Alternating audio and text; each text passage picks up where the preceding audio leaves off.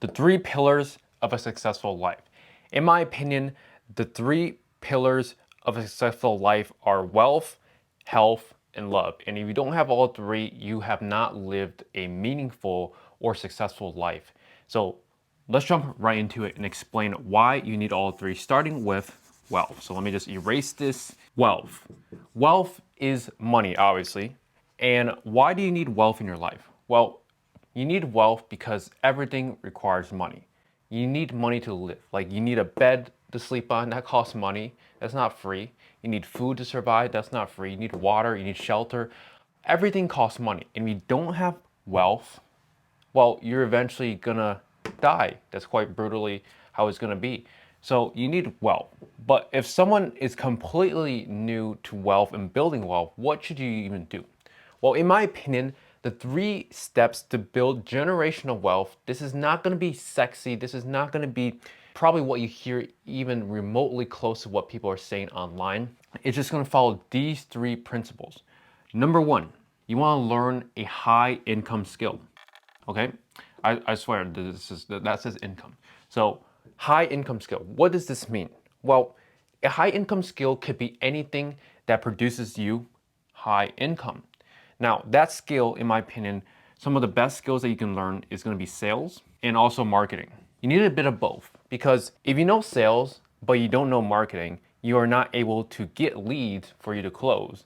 And if you know marketing but if you don't know sales, then at the end of the day, you have all these leads, but you're not being able to be closed. So you need a bit of both. Now, my high income skill that I learned was high ticket e-commerce, which taught me both marketing and sales. And quite frankly, if I were to restart, I would probably still pick this business model called high ticket e-commerce.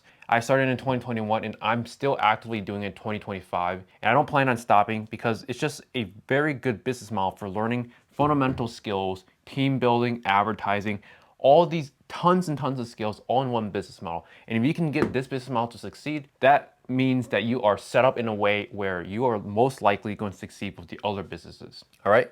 So high income skill is number 1. Number 2, what you want to do is you want to learn or you want to sell that skill. Okay. So if you are really good at sales or you're really good at marketing, there's definitely one thing out of all the skills that you learn that you are really, really good at. You are the go-to person for that. You're going to sell that info or sell that skill as information, right? If you're really good at marketing, you're really good at running Facebook ads, for example, then sell that Facebook ads as a service. And this is essentially selling a coaching program, selling ebooks, or selling anything digital, or even running an agency of some sorts. This is selling info. Now, a lot of people make this mistake. They jump right away to step number 2, trying to sell info when they haven't acquired the high income skill. Now, this high income skill right here could take 1 to 2 years. For me, that's how long it took. And honestly, this is a pretty realistic expectation if you actually at least try. 1 to 2 years, you should be able to learn this high income skill, and then you're gonna transition to selling information. Now, at this point, you don't really wanna give up your high income skills because this gives you consistent income every single month to month, week to week. And also, you need to stay sharp with the skill to able to sell this information. So do not give up this, and you're gonna run essentially 2 businesses. Number 1, your high income skill business, and then your information business, right? Selling Facebook ads. Now, this is gonna be your cash flow machine. This is where a lot of the money is being made. Not saying that you can't make a lot of money with this, but selling information, you have 100% margins. Doing sales or doing marketing, right? Sales, as a closer, you might only make 10% commission. As the offer owner, you make 90% after the closer takes its cut. Yes, you have other expenses, but you're already at a deficit when you're doing this versus this, right? At least with this, you can increase your margins. This, you are kind of capped. And yes, you can, if you do well, you can make more money, but you are still trading time for money. And with this, yes, you are trading time for money in the beginning, but you will eventually be able to remove yourself where money still comes in and you didn't have to put in time. That's the end goal with step number 2. Now, step number 3 is you want to create or just you want to invest into assets, right?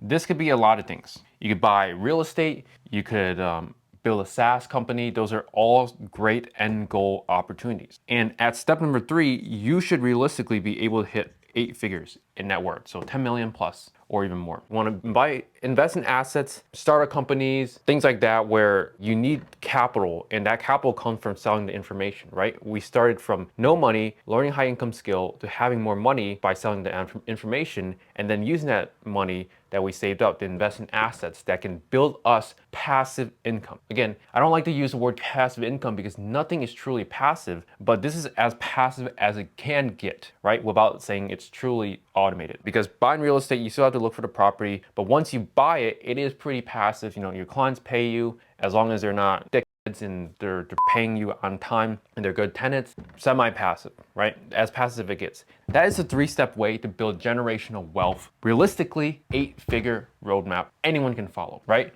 Now the hard part is really just learning that high income skill first. It could be anything. I would recommend sales or marketing of some sorts. That is wealth. Now, we are going to talk about health now, but after I get a quick sip of water. All right, health, this one is gonna be a lot more simpler, and this one is pretty realistic that you don't need a ton of money to achieve, right? What does health entail? You wanna get in shape as possible. You wanna get 6 packs, and by all means, I'm not really gonna be the person to give you, you're looking at me like I don't have 6 packs. Yes, I don't have 6 packs right now. I don't have like gigantic arms, but I only been doing this for 2 months, and trust me, by the end of 2025, I will hit this goal. It's not even a question of if I will, it's just like how fast can I accelerate this, cut it from 12 months to 6 months. So I know what I'm talking about. Trust me, I have friends that are absolutely jacked, and they basically gave me the roadmap that I can follow. So health, you wanna get in shape, great physique, and absolutely jacked like a Giga Chad. So with that being said, what comes down to health is 2 things: your exercise and then your diet, right? That is the only 2 things that you need to really just understand. Your exercise, okay? Simply just get a gym membership. I don't care if you want to work out at home. Going to the gym just makes you put in the effort already. You're already at the gym, you have to start to work out. I made the mistake of trying to do everything at home because it's more convenient and you don't need to pay a gym membership, but realistically, going to the gym gives you more motivation, bigger pumps, which in this sense is, allowing yourself to hit heavier weights with certain exercises. So gym, also very important. Just get a membership. It could be, I don't know, $50 to $150. Doesn't have to be anything crazy. And if you can't afford that, bro, you definitely can't afford that. Anyone can afford $50 a month. Like you shouldn't even be watching this video if you can't afford $50 a month. Go to the gym, get a membership, and start working out. In terms of what exercises, really, I'm just gonna give you a video that I watched myself in terms of workout plan. It's gonna be for dumbbells, if you just have dumbbells, but you can use machines, you can do body weight. I recommend just doing weights because it's gonna be the fastest way to gain muscle mass as fast as possible. And each day of the week, you wanna hit a certain body group, right? For example, Monday, you could do chest. Tuesday, you could do shoulders. Wednesday, you could do arms. Thursday, you could do abs. Friday, you could do, what am I missing? Chest, so back. And then Saturday, you could do legs. Now, Sunday technically is a rest day, but if you are about it, then there's no rest day. No rest day, bro. You should go 2 times a day if you can. And in terms of diet, we're gonna go over the foods, but the only supplement that everyone should take is gonna be creatine, right? Creatine is science-backed and is actually gonna help you grow muscles faster. Now, I don't like taking supplements where there is risk. I'm not a risky person, but creatine is the only thing that I can recommend to everyone. I take it myself every day, so take creatine. You can do the research all you want. I would say this is very, very safe. Absolutely, everything in life there is risk. This is very, very, very safe. I'm not a risky person. I'm taking creatine. Other supplements that you can take is just like a multivitamin. You can take fish oil. I'm not really gonna write that here. Fish oil. I also take boron and then also arthritis, something, I can't remember the name, honestly, but those, or it's called Fergotis arthritis or something like that. I don't remember the name, it's some weird name, but all it is to help boost testosterone, and it's completely optional. I recommend just doing it just because you wake up absolutely bricked, and this helps you, with your exercises. You just have a better exercise just because you are just more pumped and there's more blood flowing through your whole body. So creatine, multivitamins, supplements. In terms of what diets to eat or what foods to eat, high protein foods. Chicken breasts, really good for protein just because not a lot of fat and high protein. You could eat steak. And then also eggs. Steak and eggs is an amazing combo. I was one of those guys like, why are you eating steak and just eggs every single day? Now I understand, like high protein, very good vitamins and minerals that are great for your system. And you can live off just steak and eggs. I don't really recommend it, and I would just add avocado, some other veggies, and you need some carbs, but I recommend limiting your carbs as much as possible so that way it gives you more energy. The only carbs I eat is just rice, but not a lot of rice anymore. I used to eat a ton of rice, but I found that it slows me down and I have less energy by the afternoon. And I'm recording this at like 4 p.m. and I still have great energy. I used to not have energy because I'd just be eating and then falling asleep basically and lack of energy. And I don't even drink coffee anymore because less carbs means more energy. You don't need coffee to help you supplement. Coffee isn't bad for you, but you can drink coffee to help give you an initial energy boost. Like if I really needed energy by like 7 p.m. because that's kind of like when I'm kind of slowing down, then I will drink coffee. Yes, if I drink coffee at 7 p.m., I'm not sleeping for the night. So that's the only drawback about it.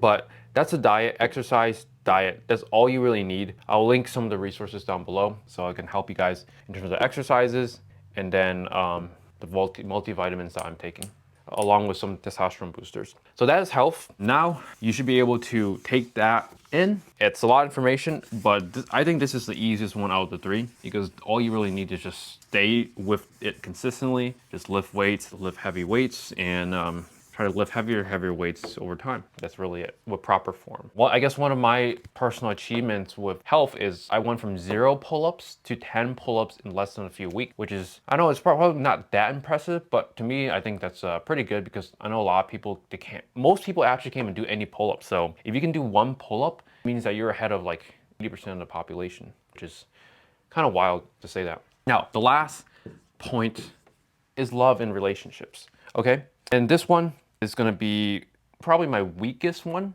I had to put it on here. I had previous relationships and they were actually great.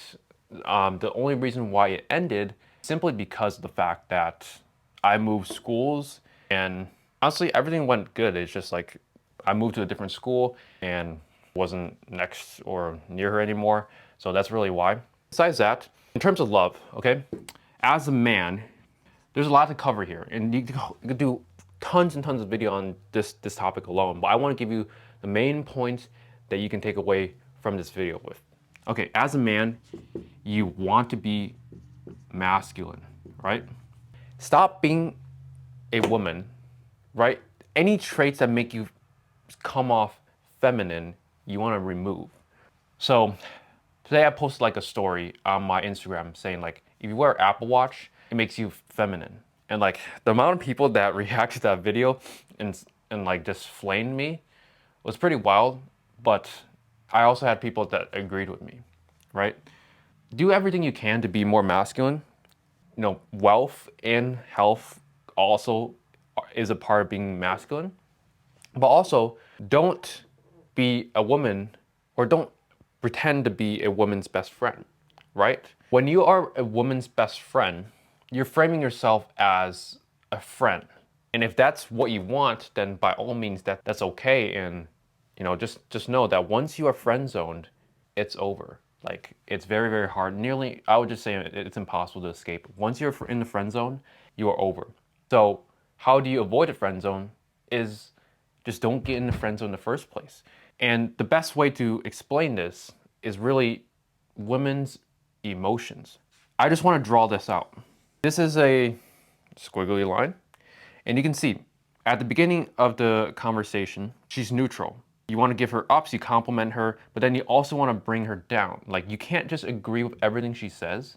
You want to be yourself. Just because she says something that you kind of agree with, doesn't mean you always have to like put in so much feminine energy into it. You're coming off as like a friend. You want to come off as masculine and as a man. You want energy to be level. You want to have ups and downs because that's what women love is emotions. Like being high in emotions, low in emotions, but just understand that you can't always picture this, right? I think this is the best analogy I can explain it. Picture a movie. If the main character is always having wins and wins and wins, and they're just winning in life, you're gonna be, the movie watcher, is just gonna like well, great for him. He's just winning in life, but there's no drama, there's no emotion to it. And this might come off as like, oh, I have to create this downside to it. And yes, you do, because this is how you get a woman to love you, right? You can't just, a movie that's just up and up and up, it's gonna get boring. And women don't like boring people, especially men. If a man is boring, she's just gonna view you as a friend and only gonna go to you when she needs friend things, right? She's only gonna view you as a friend. So don't get friend zoned. And another thing I want to just talk about is just gonna be this. Real men attract, they don't chase. Stop chasing women. If a woman is not giving you the same energy back when you're talking to her, like for example, you're putting in all this effort, like saying good morning, like how's your day been? And she just gives you one more answers. Well, she's already showing you low commitment. Why are you chasing her? You don't want to be her biggest fan. That's not what you want to be. You want to come off as a man, right? You want to attract. Do not chase. If she's giving you low energy, give her even less energy or just no energy at all, right? If she's all of a sudden giving you a lot of energy, you can give her that energy in return. But don't be a fan. Don't try and chase her. Let her chase you, right? And those are the main 2 points I want you just to understand. Now, there's a lot of parts. I'm no expert in this, and I'm learning from people that are far more educated in this topic. By all means, my specialty out of the three parts is wealth. That's kind of like what I've been working on for the past 4 years. This love and health stuff is only pretty recent, actually. I don't even feel like I should even explain this because I'm no expert, but I think a lot of people don't even understand this to even begin with, so I'm giving you guys something from a novice. But these are very valid points, and you need to understand these if you want to find true love. And also, not even talking about like these 2 points, but you really just need to be more confident. And that comes from hitting the gym. It does really come from hitting the gym, just talking to more people, building connections. And really, that is the 3 pillars of a successful life. I'll stop talking now. I hope you guys enjoyed this video. And for the women that are watching this video, I hope you also enjoyed this video. I know not a lot of these things still apply to you, but this part, I want you to understand what a man goes through. It's very, very difficult already in 2025 and beyond. That's why a lot of men even just give up dating in general. Like they don't even want to put in the effort. It's just all these mind games, all these games cold and hot back and forth. And it fucks with people's minds. Like if you're not prepared for this for the first time, it really screws with you. So that's it for now. I hope you guys enjoyed this video, and until next time.